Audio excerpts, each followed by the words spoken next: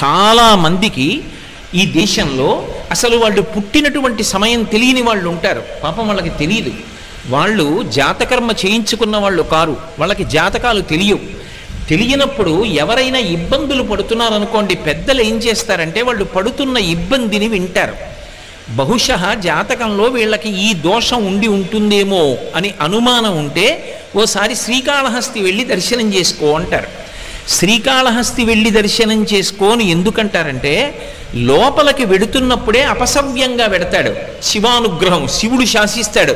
అపసవ్యం నీకు ఇష్టం, వాడు నాకు అపసవ్యంగా వచ్చాడు, అవమానం నాకు, కానీ నేను దాన్ని సత్కారంగా స్వీకరిస్తున్నా, వాడి జోలికి నువ్వు వెళ్ళడానికి వీల్లేదు. ఎందుచేత అంటారేమో, గ్రహములకు స్వాతంత్ర్యము లేదు. చాలామంది తెలియక శనీశ్వరుడు అంటుంటారు. శనీశ్వరుడు అన్న మాట లేదు అసలు. శనైశ్చరుడు, శనైహి చరహ.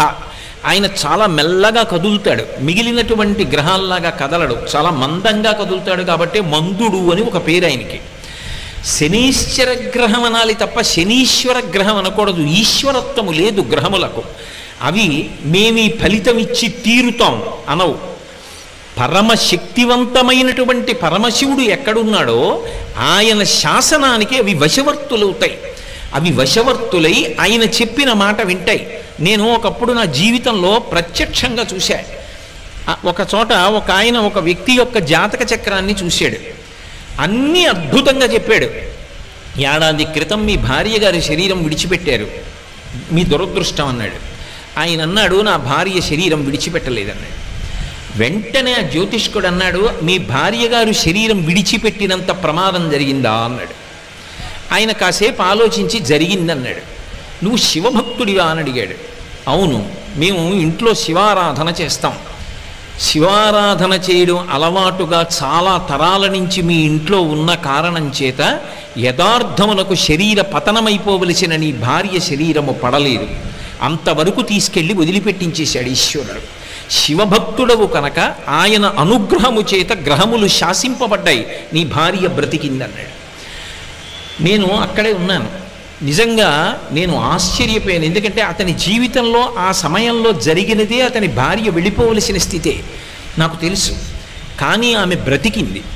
ఆమె బ్రతకడం వెనకాతల ఏ మర్మం ఉన్నదో వచ్చిన జ్యోతిష్కుడు చెప్పాడు. అంటే శివశాసనము అంత గొప్పది. అంతటి శాసకుడైన వాడు అప్రదక్షిణాన్ని అంగీకరించాడు. కానీ ఒక్క శ్రీకాళహస్తిలో మాత్రం అప్రదక్షిణాన్ని అనుగ్రహిస్తాడు. ఈ క్షేత్రమునకు ఇంకొక గొప్ప విశేషం ఉన్నది. నవగ్రహములను కవచముగా కట్టుకుని ఉంటాడు. కవచం ఎవరు కట్టుకుంటారు? యోధుడు కట్టుకుంటాడు. యోధుడి వలన కవచమునకు కీర్తి వస్తుందా, కవచము వలన యోధునకు కీర్తి వస్తుందా? అంటే ఎంత గొప్ప యోధుడు కట్టుకుంటాడు అన్న దాన్ని బట్టి కవచానికి కీర్తి వస్తుంది. నవగ్రహములు ఆయనకి కవచమై ఉంటాయి. అయినప్పుడు ఆయన చేతిలో అవి ఒక ఉపకరణం లాంటివి, ఆయన తీసి పక్కన పెట్టేటటువంటి ఒక ఆభరణ విశేషం లాంటివి అవి. ఆయనకి ఎవడు భక్తితో ఉంటాడో అటువంటి వాడిని గ్రహములు కూడా చెనకలేవు. నమః శివాభ్యాం అశుభాపహాభ్యాం అని ఆయన అనుగ్రహాన్ని పొందాడనుకోండి, ఆపద వచ్చేస్తోందని మనకి తెలియదు. ఆపద అన్న మాటకు అర్థం ఏమిటంటే, మన బుద్ధి చేత మనము తప్పించుకోలేనిది. మన దగ్గర ఎన్ని ఉపకరణములు ఉండనివ్వండి, వాటితో మనం బయటపడలేనంత పెద్ద ప్రమాదము వచ్చేస్తే దానిని ఆపద అంటారు. ధర్మరాజు గారు కృష్ణుడితో మాట్లాడుతూ భారతంలో అంటాడు, ఆపద గడువం బెట్టను ఓపి శుభంబైన దాని నొడగూట్ప అంటాడు. ఆపద చాలా ఒక్కొక్కసారి మన బుద్ధితో తప్పించుకోలేము. అసలు అలా ఎందుకు తప్పిందో కూడా మనకు అర్థం కాదు. నాకే తెలిసి ఒక విశేషం చెప్తాను. ఒకప్పుడు ఒక వ్యక్తి మోటార్ సైకిల్ మీద ఎడుతున్నాడు. చీకటిగా ఉంది, అది కొంచెం డొంక ప్రదేశం. ఆయన ఏదో ఆలోచిస్తూ బయలుదేరాడు. అరే లైట్ వేయలేదని గుర్తొచ్చి లైట్ వేశాడు. తీరా లైట్ వేసిన తర్వాత చూశాడు, రోడ్డుకు అడ్డంగా నల్లత్రాసు పడుకునుంది. అక్కడ దాకా వెళ్ళిన తర్వాత ఇంకా ఆయన బుద్ధి పనిచేయలేదు. అకస్మాత్తుగా బ్రేక్ తొక్కాడు, బండి అయిపోయింది. నల్లత్రాసు అటు వెళ్ళిపోకుండా ఇలా వెనక్కి వచ్చింది. వెనక్కి వచ్చి పడగ విప్పింది. మోటార్ సైకిల్ మీద ఉన్నవాడు రెండు కాళ్ళు దాని మీద పెట్టడగా, ఎప్పుడైతే ఆగిందో ఎడంకాలు కింద పెట్టాడు. ఎడంకాలు కింద పెట్టి బండి ఆపాడు. వెనక్కే వచ్చినటువంటి నల్లత్రాచు పడగ విప్పింది. ఇంకా మోటార్ సైకిల్ ఇంజిన్ పనిచేస్తోంది కాబట్టి శబ్దం వస్తోంది. అది ఇలా ఒకసారి చూసింది, ఇలా ఒకసారి చూసింది. పాదం సిద్ధంగా ఉంది, కొట్టచ్చు. కొట్టకుండా ఎందుకో వెనక్కి తీసేసి పక్కకి వెళ్ళిపోయింది. దానికి ఏం కారణం చెప్పాలి? అది కొట్టడానికి కొట్టకపోవడానికి మధ్యలో ఎవరున్నారు?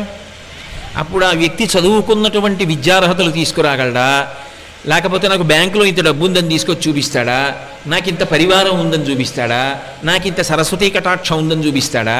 ఏది కాపాడుతుంది? అది ఆపద అంటారు. ఆ సమయంలో పామా నువ్వు ఆయనను చెనకవద్దు, తప్పుకో, వెళ్ళిపో వెనక్కి అని శాసించగలిగిన వాడు ఒకడున్నాడు. వాడు నీ మాంసచక్షువుకు కనపడవచ్చు, కనపడకపోవచ్చు. అటువంటి వాడెవరున్నాడో వాడు మాత్రమే ఆపద తీసేస్తాడు. ఆపద చెప్పకుండా ఎలా తీస్తాడో శుభం ఇచ్చేటప్పుడు చెప్పకుండా అలా ఇస్తాడు. నీ మీద నేను ప్రీతి చెందానోయ్, రేపు నీకో శుభవార్త చెప్తున్నాను అనేం చెప్పడం, చెప్పకుండా శుభాలు ఇస్తాడు.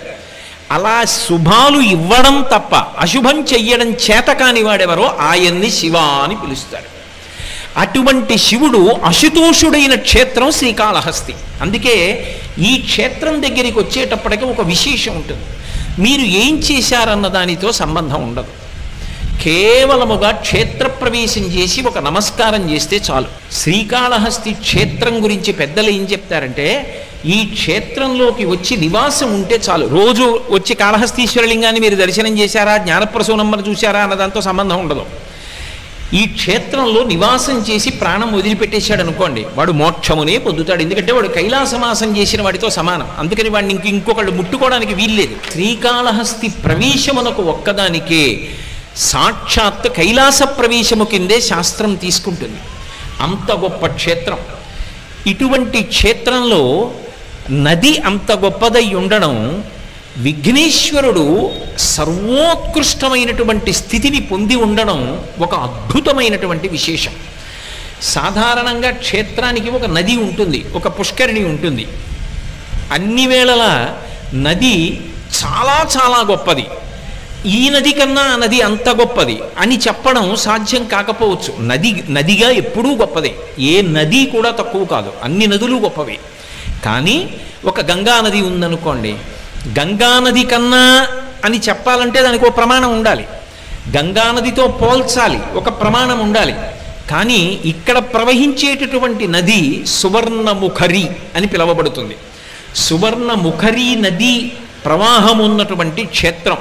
ఎందుచేత అంటే యథార్థమునకు శ్రీకాళహస్తిలో నది లేదు. ఒకప్పుడు అగస్త్య మహర్షి ఈ ప్రాంతానికి వచ్చి శంకరుణ్ణి పూజ చేసి ఆయన ఇక్కడే తపోవనాన్ని ఏర్పాటు చేసుకుని తపస్సు చేశారు. అగస్త్యుడు మహాశివభక్తుడు. ఆయన పాద స్పర్శ పొందినటువంటి ప్రదేశం ఇది. అంత గొప్ప ప్రదేశం కాబట్టి అగస్త్యుడు తపస్సు చేస్తున్నటువంటి సమయంలోనే ఇక్కడ